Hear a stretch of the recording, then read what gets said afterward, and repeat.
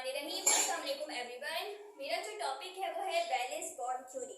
इससे पहले हमने लुईस स्ट्रक्चर के बारे में बात की कि बेसिकली वो आपको कहता क्या, वो आपको ऑक्टेट रूल के बारे में बताता है।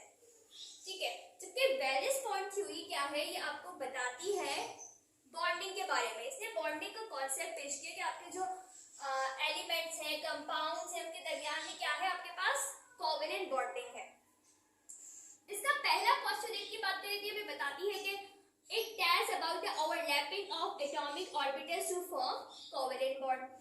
कि आपके पास दो एटॉमिक ऑर्बिटल्स हैं और उन्होंने क्या कर लिया, आपस में ओवरलैप कर लिया और क्या बना लिया, कोवेलेंट बॉन्ड बना लिया। जैसे कि यहाँ पे मैंने हाइड्रोजन का एटम बनाया है और ये भी एक हाइड्रोजन का एटम है। हमें पता है हाइड्रोजन के पास हमारे पास एक इलेक्ट्रॉन होता है, तो ये एक इलेक्ट्रॉन यहाँ पर और एक इलेक्ट्रॉन यहाँ पर।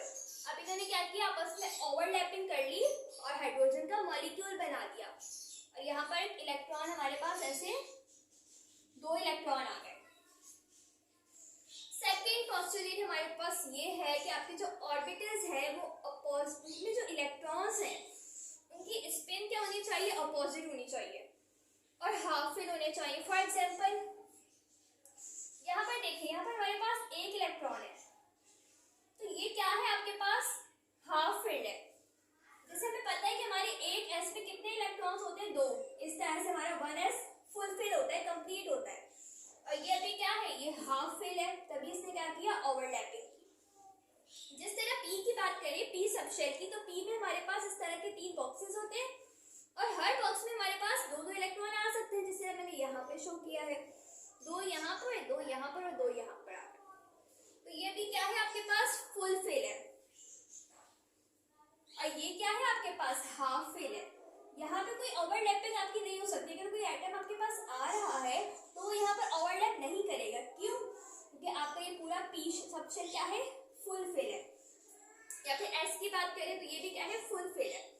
लेकिन यहाँ पर देखें, आपका जो पी सबशेल है वो क्या है, हाफ फिल है। यहाँ पर तीन इलेक्ट्रॉन है, हाफ फिल है। तो यहाँ पर अगर कोई भी एटम आएगा तो वो क्या कर लेगा, अपनी बॉन्डिंग इजीली बना लेगा। तो इसी वजह से कहते हैं कि जो आपकी जो ऑर्बिटल्स है वो हाफ फिल होने चाहिए। ठीक है, और दूसरी इंपॉर्टेंट बात है, उनकी जो स्पिन है वो अपोजिट होनी चाहिए। फॉर एग्जाम्पल आप यहाँ पर देखें, ये स्पिन क्या है, आपकी ऊपर की तरफ है। अब जो भी कंपाउंड आके बॉन्ड बनाएगा ना, उसकी स्पिन क्या होनी चाहिए, डाउनवर्ड, इस तरह से ऐसे होनी चाहिए। ठीक है, तभी आपका बॉन्ड बन सकेगा। अगर कोई सेम स्पिन वाला आ रहा है, फॉर एग्जांपल इसकी स्पिन अपवर्ड है और आपने कोई अपवर्ड स्पिन वाला कंपाउंड ले आए या इलेक्ट्रॉन ले आए, तो इस तरह का बॉन्ड आपके पास कभी नहीं बनेगा। ठीक है, तभी हम कहते हैं कि आपका जो स्पिन है वो अपोजिट होनी चाहिए और आपका ऑर्बिटल हाफ फिल होना चाहिए। अच्छा, थर्ड पोस्टुलेट आपका है कि it tells about the bond length, bond energy and orbitals overlapping and shape। अब बेसिकली आपको बॉन्ड लेंथ के बारे में, बॉन्ड एनर्जी के बारे में कैसे बताते हैं वो देखते हैं। फॉर एग्जांपल आपके पास दो s ऑर्बिटल्स हैं। अगर आपके दो s ऑर्बिटल अच्छी तरह ओवरलैप कर रहे हैं, इस तरह से मतलब उन्होंने अच्छे से ओवरलैपिंग कर ली है, तो क्या होगा, उनका बॉन्ड क्या होगा, स्ट्रॉन्ग होगा। ठीक है, जितनी ज्यादा ओवरलैपिंग उतना स्ट्रॉन्ग बॉन्ड, और बॉन्ड लेंथ क्या हो जाएगी, कम हो जाएगी। इसी तरह हमें शेप के बारे में बताते हैं। जिस तरह मैं बात करूं, देखें यहाँ पर मैंने शो किया आपका एस और एस ने ओवरलैपिंग की, यहाँ पर आपके एस पी ने ओवरलैपिंग की और यहाँ पे पी ने ओवरलैपिंग की। लेकिन ये जो इनकी स्ट्रेंथ की बात करें तो हमारे पास जो पी है वो सबसे ज्यादा स्ट्रॉन्ग है, फिर एस पी आ जाता है, फिर एस एस आ जाता है। उसका रीजन क्या है वो देखते हैं। आपके पास जो आपका एस ऑर्बिटल होता है वो क्या होता है, वो नॉन डायरेक्शनल होता है। ठीक है, और जो पी होता है वो बेसिकली डायरेक्शनल होता है। आपके पास इस तरह अगर आपको ये पी है, ये क्या है, ये पॉजिटिव होता है, ये नेगेटिव होता है, ये आपके पास डायरेक्शन शो कर रहा है। तो ये बॉन्डिंग जब बनाता है ना, तो ये बहुत ज्यादा स्ट्रॉन्ग बॉन्डिंग बनाता है एज कंपेयर टू एस। क्यों? क्योंकि एस हमारे पास नॉन डायरेक्शनल है, ये बहुत अच्छी ओवरलैपिंग करता है। देखिए आपके पास एक ओवरलैपिंग हो रही है, समझे, इस तरह से आपके हैंड से एक ओवरलैपिंग यू हो रही है, तो ये क्या है आपके पास इतनी अच्छी ओवरलैप नहीं हुआ है, तो इसकी बॉन्ड एनर्जी क्या है, कम है। जबकि दूसरी ओवरलैपिंग जो हो रही है वो बिल्कुल अंदर तक हो रही है, मतलब ये बहुत ज्यादा आपके पास स्ट्रॉन्ग बॉन्ड बना है। तो स्ट्रॉन्ग बॉन्ड तो बन गया, लेकिन उसकी बॉन्ड लेंथ क्या हो जाएगी, कम हो जाएगी, ठीक है, क्योंकि वो ओवरलैप हो गया है। अच्छा, जब हम अपने फोर पोस्टुलेट की बात करें तो यहाँ पर हमारे पास जो बॉन्डिंग हो रही है ना, वो दो टाइप की हो रही है, एक सिग्मा है और एक पाई है। याद रखें, जब भी आपके पास एस ऑर्बिटल इन्वॉल्व है तो वो सिग्मा बॉन्ड देगा।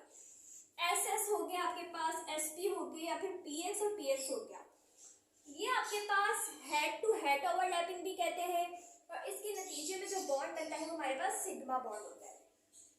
देखें यहाँ पर S और S आपका बॉन्ड बनके सिग्मा बॉन्ड बना रहा है, ये नॉन डायरेक्शनल है।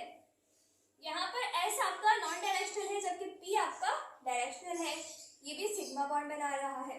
और यहाँ पर आपका P और P आपस में मिलके सिग्मा बॉन्ड बना रहा है। और मैं बता चुकी हूँ कि जो P बॉन्ड होगा आपका, ये स्ट्रॉन्ग होगा ड्यू टू इट्स डायरेक्शनल।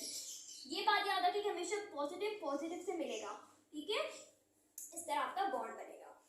अगर पाई बॉन्ड की बात करूं तो जो पाई बॉन्ड है आपके पास, वो आपके पास साइड वाइज ओवरलैपिंग करते हैं, जस्ट लाइक दैट, इस तरह से वो आपके पास ओवरलैपिंग करेगा, साइड वाइज ओवरलैपिंग, वो हेड टू हेड नहीं करेगा, वो साइड वाइज ओवरलैपिंग करेगा। और इस नतीजे में जो आपके पास बॉन्ड बनेगा, हम उसे कहते हैं कि आपके पास पाई बॉन्ड है। अब हम कुछ स्ट्रक्चर्स देखते हैं, कुछ मॉलिक्यूल्स के उनका बीबीटी स्ट्रक्चर कैसे बनते हैं। देखिए यहाँ पर मैंने पहली एग्जांपल ली है BF3, यहाँ पर बोरॉन है और आपके पास फ्लोरीन है। हमें पता है कि बोरॉन का एटॉमिक नंबर जो है वो हमारे पास 5 होता है और ये थर्ड ग्रुप में प्रेजेंट है।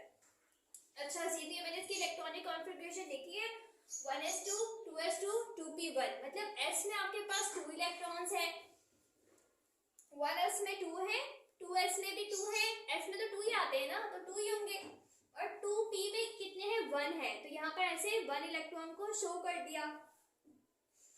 फिर हम फ्लोरीन पर आते हैं, यहाँ पर आपके पास बेसिकली 3 फ्लोरीन है, ठीक है, और हमें पता है कि फ्लोरीन के आउटर मोस्ट शेल में कितने इलेक्ट्रॉन्स होते हैं, 7।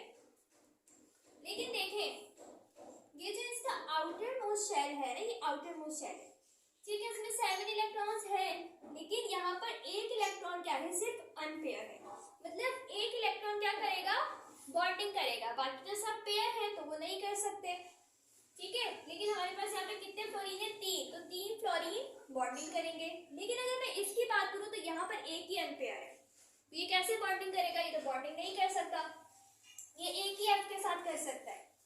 तो इसलिए अब हम क्या करेंगे, अब हम एक्साइटेड स्टेट पर जाके यहाँ वाला जो इलेक्ट्रॉन है ना, हम इसको ऐसे यहाँ पर जंप करवा देंगे इस तरह से, तो ये इलेक्ट्रॉन अब कहाँ पर आ गया, आपके पास 2py में आ गया, इसने जंप कर लिया, तो अब यहाँ पर आपको देखो 3 अनपेयर आ गए, तो अब मतलब 3 फ्लोरीन आकर यहाँ पर बॉन्ड बना सकते हैं, तो इससे आपकी बॉन्डिंग हो जाएगी। मतलब ये बोरॉन है और इसमें 3 अनपेयर, ये मैंने शो किया है, और ये फ्लोरीन का p शेल है, p सब शेल, जिससे यहाँ पर आया और आपस में बॉन्ड बना लिया, ठीक है। अब सेकंड की बात करूँ तो यहाँ पे मेरे पास है HF, हाइड्रोजन में मेरे पास पता है कि हमारे पास एक इलेक्ट्रॉन है, तो यहाँ पे मैंने शो कर दिया 1s1। अगर इसके मैं ऑर्बिट की बात करूँ, ये इस तरह से शो होगा, ठीक है। फ्लोरीन में हमें पता है कि हमारे आउटर मोस्ट शेल में कितने इलेक्ट्रॉन्स होते हैं, 7, जैसे कि मैंने यहाँ पर भी बनाया है, ठीक है ना, ये वाला 7 है और एक क्या है, अनपेयर है, तो मतलब एक फ्लोरीन एक हाइड्रोजन के साथ बॉन्ड बना लेगा। कैसे बनाएगा वो देखते हैं। देखिए आपके पास F है और इसमें देखें PX PY बिल्कुल फुल है, वो सेटिस्फाइड, वो कहीं भी बॉन्ड नहीं बनाएगा, समझे। ये आपके पास क्या है, ये आपके पास PX बना दिया मैंने, और यहाँ पे मैंने ऐसे PY बना दिया, ये क्या है, ये सेटिस्फाइड क्योंकि ये फुल है। अब PZ जो है ना, ये आपका यहाँ पर एक इलेक्ट्रॉन है, अब यहाँ पर क्या होगा, जो हाइड्रोजन है आपका उसके पास भी एक इलेक्ट्रॉन है, तो वो यहाँ पर आके इस तरह से इसके साथ क्या बना लेगा, बॉन्डिंग बना लेगा। इस तरह आपका बीबीटी स्ट्रक्चर बनेगा। अगर मैं ऑक्सीजन की बात करूँ तो हमें पता है कि उसके आउटर मोस्ट शेल में हमारे पास 6 इलेक्ट्रॉन्स होते हैं और उसका एटॉमिक नंबर जो है वो 8 है। तो इसकी इलेक्ट्रॉनिक कॉन्फ़िगरेशन कुछ इस तरह से है 1s2 2s2 2p4। मतलब यहाँ पर आपके पास जो 2p में 2px जो है px फुल है, py भी आपके पास हाफ है और pz आपके पास उसमें अनपेयर इलेक्ट्रॉन है। तो इस तरह से क्या हो जाएगा, आपके पास यहाँ पे 2 ऑक्सीजन है ना, तो ये वाला y इस वाले y से बॉन्ड बना लेगा और ये वाला z इस वाले से बॉन्ड बना लेगा। तो इस तरह से आपका क्या हो गया, आपके पास ये आपका स्ट्रक्चर इस तरह से बन जाएगा। जैसे कि आपका py है समझ लें और ये आपका pz है। py ने क्या किया, सिग्मा बॉन्ड बना लिया और pz ने आपके पास पाई बॉन्ड बना लिया। इस तरह से आपके पास बीबीटी स्ट्रक्चर्स है। अब मैं यहीं पर अगर इसके लिमिटेशंस की बात करूं कि क्या इसके ड्रॉबैक्स थे, बेसिकली हमारे पास टेट्रावैलेंसी ऑफ कार्बन को सेटिस्फाई नहीं कर पाया। कैसे नहीं कर पाया वो देखते हैं। जिस तरह से देखिए मेरे पास कार्बन जो है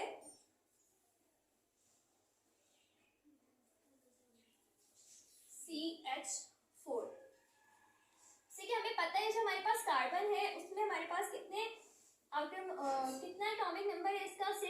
इसकी इलेक्ट्रॉनिक कॉन्फ़िगरेशन होगी 1s2 2s2 2p4, ठीक है। और यहाँ पर आपके पास कितने हाइड्रोजन है, 4 हाइड्रोजन है। तो 4 हाइड्रोजन आके आपस में बॉन्ड बना रहे हैं। देखिए यहाँ पर आपके पास ये अभी क्या स्टेट है, यहाँ पर तो 2 हाइड्रोजन ही आ सकते हैं ना, लेकिन आफ्टर एक्साइटेशन क्या होगा आपके पास, यहाँ पर आपका एक और हाइड्रोजन आ जाएगा और ये आपस में क्या बना लेगा, आपस में बॉन्डिंग कर लेंगे। अंत में बीबीटी के लिमिटेशंस के बारे में बात करूँ, उसके ड्रॉबैक्स के बारे में बात करूँ तो देखिए सबसे पहला ड्रॉबैक तो यहाँ पर आया कि जब एक्सपेरिमेंटली हमने ऑक्सीजन को देखा तो हमारे पास क्या था, पैरामैग्नेटिक था। लेकिन बीबीटी हमें क्या कह रहा है कि ऑक्सीजन डायमैग्नेटिक है। क्यों? क्योंकि देखिए हमारे पास यहाँ पे पी वाई और पी जेड में 2 अनपेयर्ड इलेक्ट्रॉन है और यहाँ पर भी 2 अनपेयर है। तो इन्होंने आपस में जब बॉन्डिंग की, ओवरलैपिंग की, तो ये क्या बन गई, पेयर बन गए ना। फोर्स ऐसे एक सिग्मा बॉन्ड बन गया और एक पाई बॉन्ड बन गया, तो ये क्या हो गया, आपस में पेयर अप हो गए। पेयर अप हो गए तो ये क्या हो गए, डायमैग्नेटिक हो गए। तो ये बेसिकली पहला ड्रॉबैक था आपके पास जो कि बीबीटी का था। अच्छा, जब हम दूसरी बात करें तो एक और ड्रॉबैक जो है वो ये है कि बेसिकली ये आपके पास जैसे BF3 है ना आपके पास, तो इसका जो आपके पास स्ट्रक्चर होता है वो ऐसा होता है। तो जो इसका एंगल है वो आपके पास आता है 120 डिग्री एंगल आता है, ठीक है। मतलब इसके जो बॉन्ड लेंथ है वो क्या है, इक्वल है, तो 120 आपके पास एंगल आया। लेकिन अब यहाँ पर अगर आप देखें तो यहाँ पर जो आपका एंगल आ रहा है वो 120 का नहीं आ रहा। क्यों? क्योंकि यहाँ पर आपका जो एक F है वो कौन से शेल में है, आपके पास कौन सा ऑर्बिटल में है, PZ में है। मतलब PZ P ओवरलैपिंग कर रहा है, पहले किससे करेगा, ये S से करेगा। मतलब पहले SP ओवरलैपिंग होगी, फिर PP होगी, फिर PP होगी। मतलब तो इसके आपके पास बॉन्ड एंगल या बॉन्ड लेंथ है वो डिफरेंट आएगी, ठीक है। तो लेकिन एक्सपेरिमेंटली तो आपके पास 120 है, मतलब सेम इसके एंगल्स हैं और यहाँ पर क्या है, डिफरेंट है। तो बेसिकली ये हमारे पास कुछ ड्रॉबैक्स है बीबीटी के, लेकिन बीबीटी हमारे लिए बहुत यूजफुल भी थी।